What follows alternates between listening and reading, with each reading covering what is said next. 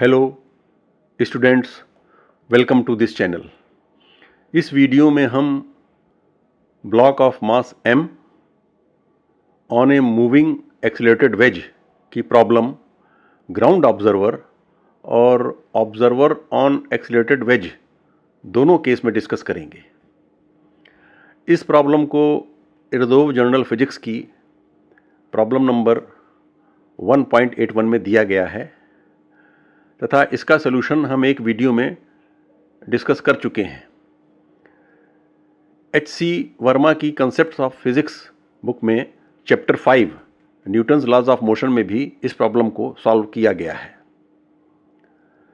इस वीडियो में हम इस प्रॉब्लम के कंप्लीट सॉल्यूशन को ग्राफिकली और वेक्टर इक्वेशन दोनों मेथड में समझेंगे और एक numerical problem based on this accelerated wedge problem of mass m को भी सॉल्व करेंगे और WS मैक्सिमा सॉफ्टवेयर का यूज़ हम इक्वेशन सॉल्यूशन में करना सीखेंगे। पहले हम प्रॉब्लम पढ़ते हैं।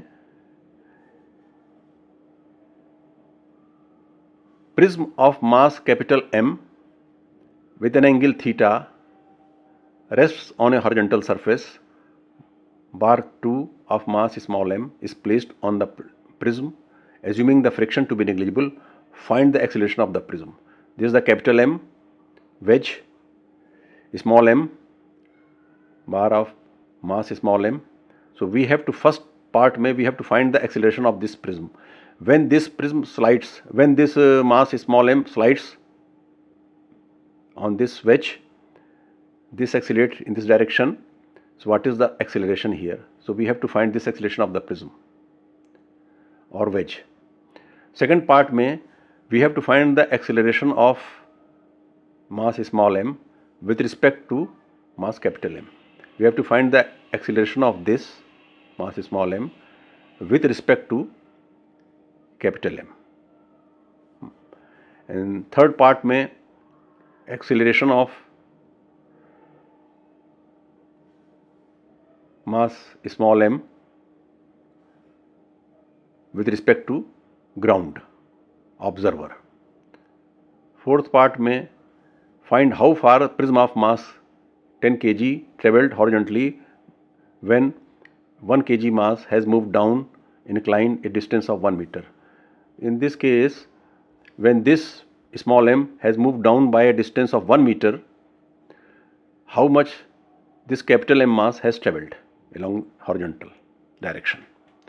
So these are the four parts of the question. So first we solve the problem with respect to ground observer. So for this, first we draw the forces on the both blocks. So this is the first block here, wedge mass capital M, this small m, block of mass small m. So they are in contact, so there is a reaction force N and this capital N on this, and this is capital N on this mass capital M.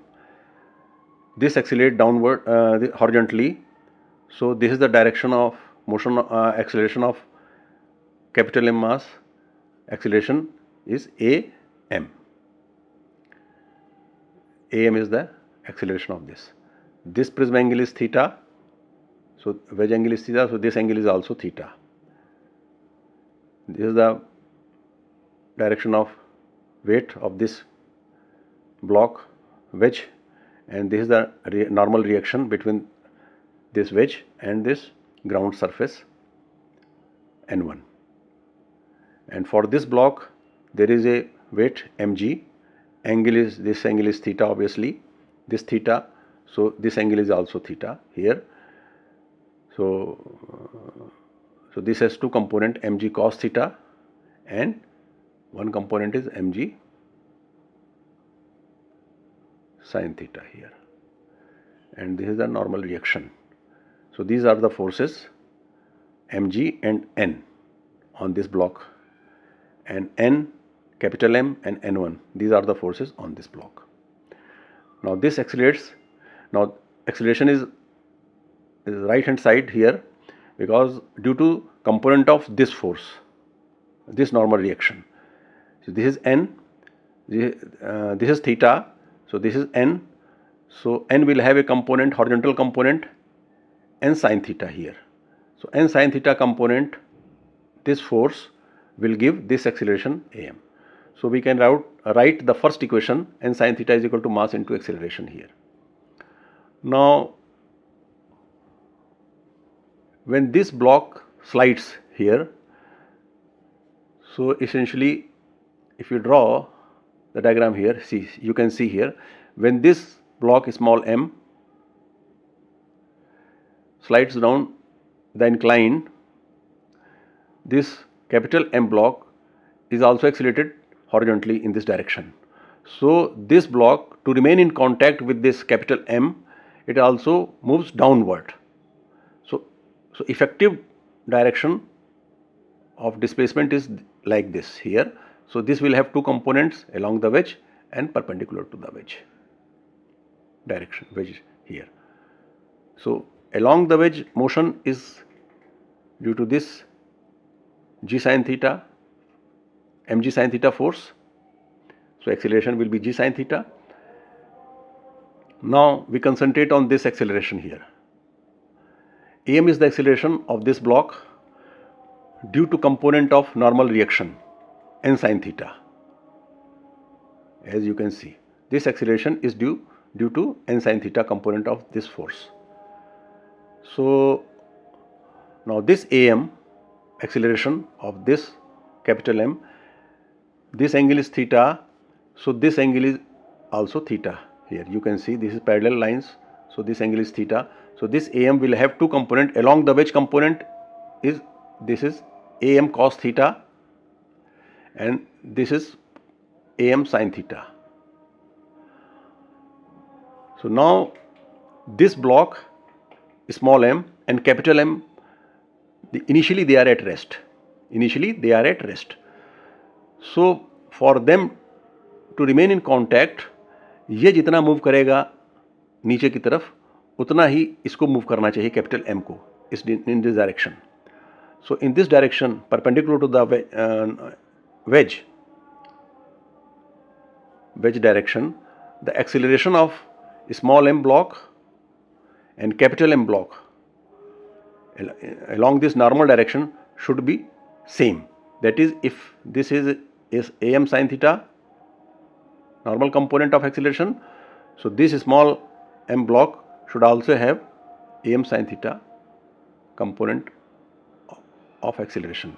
So this small m will have two acceleration, g sin theta along the wedge inclined direction and am sin theta perpendicular to the wedge. And so finally they will move along this direction. The resultant of these two acceleration is along this direction. Am is the acceleration of this small m. This am is the acceleration of this small m. A capital M is the acceleration of this capital M block horizontally. So this acceleration will have two components. G sin theta, am will have two components, g sin theta and am sin theta. And this acceleration A capital M has two components, am cos theta and am sin theta. So the point to be noted is, normal to the wedge components here, they are same for both blocks M and capital M. This is the important point which we have to remember. Since at t is equal to 0, both blocks are at rest. As M is released, M is accelerated horizontally, capital M is accelerated horizontally. For M and capital M to remain in contact, distance travelled by M and capital M in perpendicular direction should be same, else block will lose contact. So acceleration and velocity of M and capital M in perpendicular direction should be same in magnitude and direction. So as you can see here, am sin theta is the acceleration of this block and am sin theta is the acceleration of this capital M block in the perpendicular direction. Now for the convenience, we define the direction along this direction is along x-axis or I, and perpendicular this direction is y-axis here. you can see along this it is x, perpendicular to that direction is y. Now we should remember this acceleration chart here, so that we can write the equations. So first equation is n sin theta is equal to m into am. This you can write from here.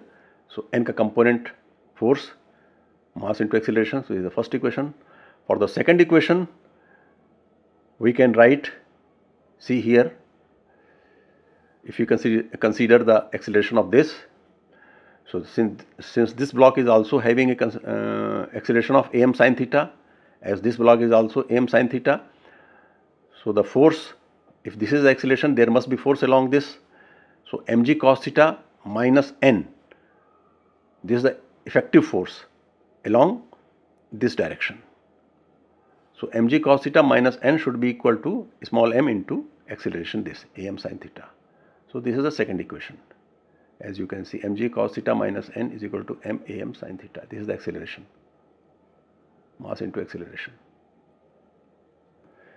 So these are two equation. इन दोनों equations को solve करने से हमको n eliminate करने से am मिल जाता है, acceleration of the this block capital M. am is the acceleration of this. So we have calculated the acceleration of this block am. Acceleration, this we have calculated from these two equations. Now first part of the problem is solved. Now for the second part problem says we have to find the acceleration of mass small m with respect to capital M, and third part is acceleration of small m with respect to ground. So first we solve this problem, third part, m with respect to ground. So as you can see here, this small m will have two accelerations, g sin theta along the wedge and am sin theta perpendicular to the wedge direction.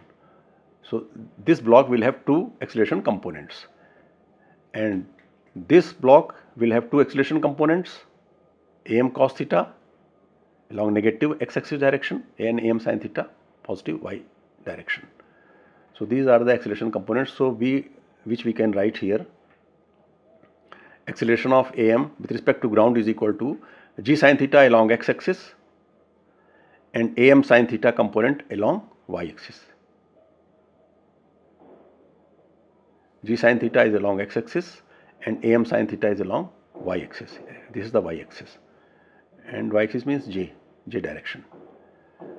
So this equation we can write in ij forms. और हम देखेंगे कि maxima softwares और जो computer algebra system के softwares हैं उसमें vector equations को लिखने का तरीका होता है स्क्वायर ब्रैकेट या कर्ली ब्रैकेट्स में. स्क्वायर ब्रैकेट में मैक्सिमा सॉफ्टवेयर में स्क्वायर ब्रैकेट में लिखते हैं, और ये g sine theta is the first component and a m sine theta comma लगा करके सेकंड कंपोनेंट. तो first component is along x direction, second component is along y direction. ये मैक्सिमा सॉफ्टवेयर में लिखने का तरीका है वेक्टर के कंपोनेंट्स को. मैक्सिमा सॉफ्टवेयर्स में वेक्टर का कंपोनेंट्स लिखने का तरीका है. अब इसका ये तो हमने acceleration of small m with respect to ground निकाल लिया. ए एम है और उसके कंपोनेंट्स ये हैं जी साइन थीटा और एम साइन थीटा, और ए एम की वैल्यू हम कैलकुलेट कर चुके हैं ऑलरेडी. ये ए एम की वैल्यू हम कैलकुलेट कर चुके हैं. सो मैग्नीट्यूड निकालने के लिए आप स्क्वायर करके इसको ऐड कर दीजिए, स्क्वायर करके ऐड कर दीजिए, अंडर रूट ले लीजिए, तो sine theta g square plus a m square. So this is the magnitude of this. और डायरेक्शन निकालने के लिए y tan inverse y upon x. So a m sine theta upon g sine theta cancels out, so alpha is equal to tan inverse a m by g. So here you can see this angle is alpha. So we can calculate the direction of the resultant vector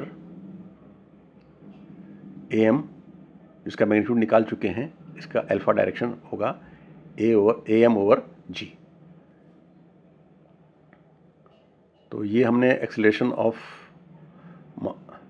mass small m with respect to ground निकाला. अब हमको acceleration of capital M with respect to ground, ये हमको already पता है। AM के दो component हैं, AM cos theta, AM sin theta. AM cos theta negative direction में है और AM sin theta positive axis direction में है। Again you see here AM sin theta same है, इन द सेम डायरेक्शन है, तो रिलेटिव मोशन दोनों के बीच में परपेंडिकुलर डायरेक्शन के लॉन्ग जीरो होगा, या रिलेटिव वेलोसिटी भी जीरो होगी और रिलेटिव एक्सेलरेशन भी जीरो होगा। So here acceleration of a capital M with respect to ground negative होता है माइनस एक्सिस के डायरेक्शन के long, so minus AM cos theta और ये AM sin theta along J direction, इसको हम मैक्सिमा सॉफ्टवेयर के टर्म्स में माइनस AM cos थीटा और AM sin थीटा के फॉर्म में लिख लेते हैं ये। और एक्सेलरेशन अब हमको निकालना है acceleration of mass small m with respect to capital M। अब इसको निकालने की टेक्निक हम अपने एक वीडियो में बता चुके हैं कि एक्सेलरेशन ऑफ किसी वेक्टर को M को कैपिटल M के रिस्पेक्ट में निकालना है, स्मॉल m को कैपिटल M के रिस्पेक्ट में निकालना है वेक्टर एक्सेलरेशन वेक्टर। तो दोनों तो जिसके रिस्पेक्ट में निकालना है उस वेक्टर को उसका रिवर्स कर देते हैं और ओरिजिनल वेक्टर AM में ऐड कर देते हैं। So A with respect to M निकालना है तो AM का वेक्टर लिखेंगे और प्लस A कैपिटल M के वेक्टर को रिवर्स करके ऐड कर देंगे तो हमको रिजल्ट मिल जाएगा।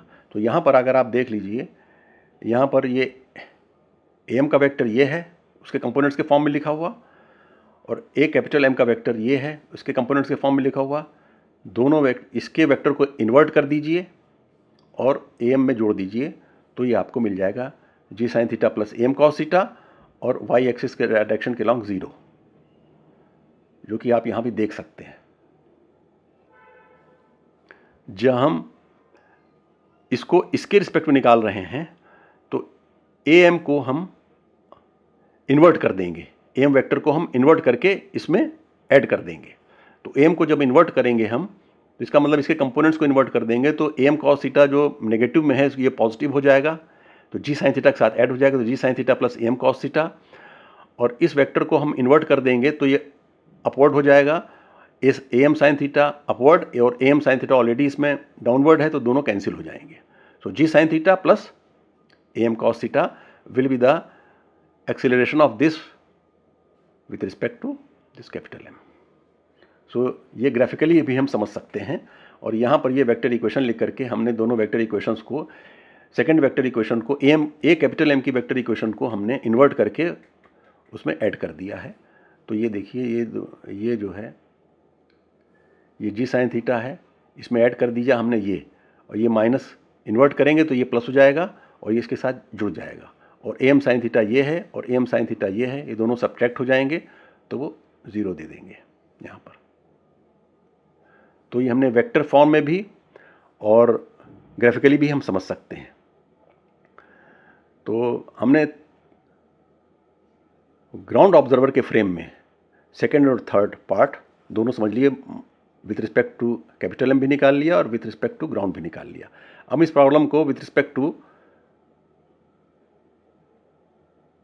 एक्सीलरेटेड फ्रेम में, ऑब्जर्वर ऑन एक्सीलरेटेड फ्रेम में सॉल्व करेंगे। तो जब हम ये चूंकि वेज जो है एक्सीलरेट हो रहा है AM एक्सीलरेशन से in this direction, so if the observer is on the ways, so this is an accelerated observer.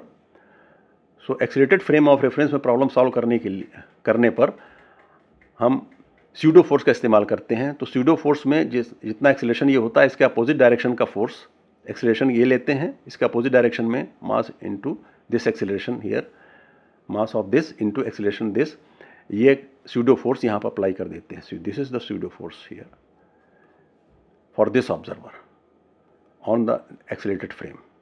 So now this is at rest. So अब हम इसकी प्रॉब्लम को सॉल्व करते हैं। तो यहाँ पर फोर्स लग रहा है इसके ऊपर मास mg here, and this m into AM pseudo force here, and normal reaction is here. So there are three forces. So now this block is at rest. There is no motion along perpendicular direction because for this observer there is a motion along only wedge moves, block moves only along the incline. So there is no perpendicular motion here. So net upward force must be equal to net downward force. Upward force में n है और ये 90 minus ये theta है, ये 90 minus theta है, तो M M का एक कंपोनेंट इधर हो जाएगा और एम जी कॉस थीटा का एक कंपोनेंट इधर हो जाएगा, एम जी साइन थीटा। तो ये दोनों को हम इक्वेट कर देंगे, m g cos theta, sorry m g cos theta component here, m g cos theta, so m g cos theta is equal to n plus m sin theta. Upward force is equal to downward force because there is no acceleration along this normal direction. First equation is same here. Second equation, from these two equations we again find out am. Am means acceleration of this capital M. This is important, remember this point here. So from these two equations, just from these two equations, for this first equation here and second equation for this, from these two equations we can find out A capital M. Now for this observer here, there are acceleration is g, this is sin theta, so g sin theta acceleration is here, or one acceleration is here am, this is 90 minus theta, so this is am cos theta. So there are two accelerations, so g sin theta plus am cos theta along wedge downwards, g sin theta plus am, there is no j component here. Here you can see there is no acceleration in this direction, so there is no j component or y component here, so there is no acceleration in this direction, so g sin theta plus one component due to this acceleration am. So total force mass into acceleration से आप ये निकाल सकते हैं. So ये this is the g sin theta plus am cos theta is along. So we have calculated am m capital M, मतलब मास small m का with respect two ways हमने एक्सेलरेशन इसमें डायरेक्टली निकाल लिया. पहले ये हमने निकाल लिया एक्सेलरेशन, am निकल गया, a small m capital M.